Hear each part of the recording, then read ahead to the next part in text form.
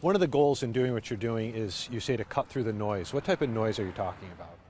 Well, I think that what we hear in the community is very different than sometimes the messaging we get at City Hall. And getting out of the ivory tower for me is important, and listening to people. And what I hear all the time from community members is that they want safer neighborhoods, they want quality housing, they want equitable access to opportunities, and that's the energy that I want to focus on with City Council. And I think we have a very good opportunity through the city budget process and moving forward through policy to unite around those issues. Some of the messaging that I think you might be referring to is, some of the criticism of police. And we're getting some comments from the people passing by. Some of the messaging that I'm hearing is criticism of the police. Is that kind of what you're talking about? And if so, what's your take on that? Because they'll basically say that a lot of the people don't feel safe with the officers. Yeah, I think that there's certainly a balance to be struck in these conversations. We have opportunities where there might be situations where officers shouldn't be the first responder to certain things. We have the PIC team now. We have mental health services that are out in the community. We also are looking at community responder models. And I think in the upcoming budget, one of the calls to action from the council will be, what can we do to augment some of the services and have different responders for low-level opportunities or low-level issues. That being said, I think there's a demand for police services that when I'm out in the community, people want policing. They just don't want to have some of the challenges that come with potential abuse or misconduct. And that's why we created opportunities to address those things through the Police Accountability Board. But beyond that, it's really focusing on how can we get back to a place where there is community policing happening in the city of Rochester. Do you find that a lot of your constituents, especially those of color, do feel comfortable around law enforcement? I think it's a mixed bag, and there's a lot of work to do. But what I hear consistently when I'm knocking on doors and talking to neighbors in this community and many other communities across the city is they want those services to be in their neighborhood. They want to feel safe. And I think there's many different ways to create better bridge building opportunities and to do more community-based policing. I'm assuming one of the pieces of messaging that you might consider noise was the resolution around a ceasefire in Israel and Gaza. Could the argument be made that you can kind of do both, that you can, chew gum and walk at the same time?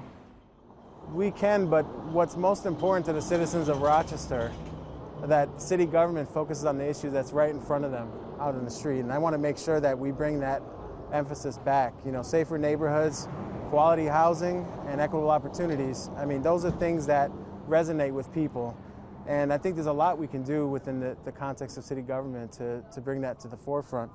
Last year around quality housing, we had a housing quality task force that created a lot of recommendations that provided us a blueprint, but we have to do more on the investment side. And what I'd like to see is more home ownership opportunities, more commitments to quality affordable housing being built in the city. I know we've done a lot, but there's more to do. And we have a lot of vacant properties. We have to come up with strategies, whether it's through the land bank or other means, to not only acquire but then invest in these properties so that the future of Rochester is stronger. And we've done stories on this too when it comes to housing. You have landlords who don't live in the community, are detached from it, the homes fall into disrepair. How do you address something like that? Well, I think there's a multi-pronged approach. We've been working on enhancing code enforcement for the last 2 years. Last year we hired more, it added more code enforcement positions to the budget.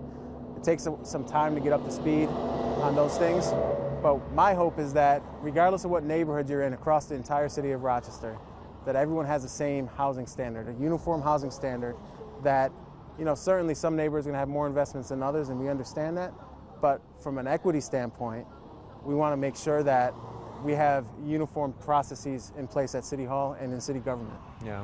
What do you think when you hear people say, "Oh, well, don't go into the city," or "Don't go into that neighborhood"? As a lifelong city resident and as someone who walks all sorts of neighborhoods throughout the city, the city of Rochester is a beautiful place. We are not without challenge. There's no question about that. But to me, the greatest asset here in the city is the people. And what you find is as you engage and you talk to people in the neighborhoods, they want to see a thriving city too. They want to see opportunities come. They're invested in the future of Rochester, and we have to prop that up. I think it's very easy for us to focus solely on the challenges, but when we have so many assets here in the community, it's important that we don't lose sight of the fact that we can change the dynamics here. Do you worry that something like this, creating a 5-4 kind of image, will create division within the council?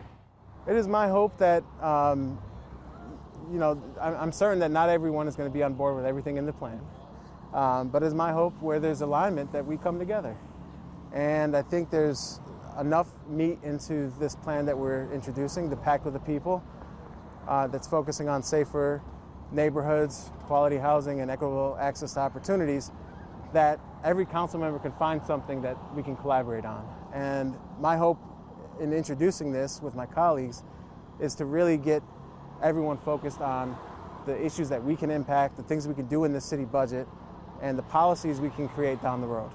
Anything else, Miguel, that you'd like to add that I might have missed here? No, I think I'll add a little bit more about equitable access to opportunities, what that means for me. We have a lot of jobs here in the Rochester region. We have a lot of programs and services, and what I'm hoping to do through the City Council is focusing on things like having a Rochester First hiring policy, where if we're giving resources to a small business in the community, that it is our hope that they would consider, it's my hope that we would consider, I'm waiting for that to go, sorry.